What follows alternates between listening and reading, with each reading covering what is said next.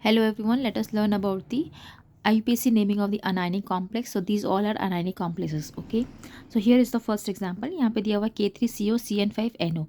तो first of all you will find the oxidation state. I hope you all know how to calculate the oxidation state. अब आपको पता है कि cyanide is what having a -1 charge, NO is having +1. So further you will calculate and you will get the oxidation state of the metal as +2. Okay, so how will you name this? Since the metal is placed outside the complex, so it is named as potassium pentacyanide क्योंकि 5 cyanide है, nitrosyl cobaltate 2.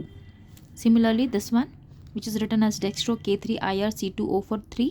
C2O4 is basically what? It is your oxalate, so you will name it as potassium D trioxalato iridate 3. Now for this complex, how will you calculate the oxidation state of iridium?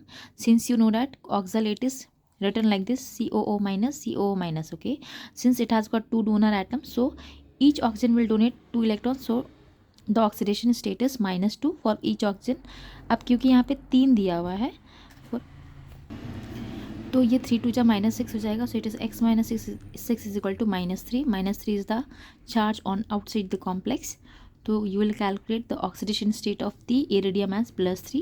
So the name becomes potassium D. Dextro के लिए ये D आया है.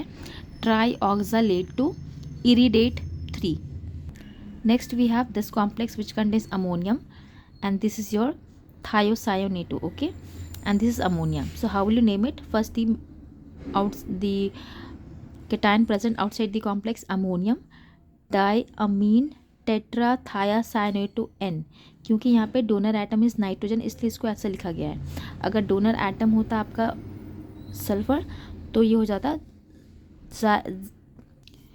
जाता थायासाइनेटो S. ठीक है, तो you will name it as ammonium diamine tetrathiocyanato N chromate 3.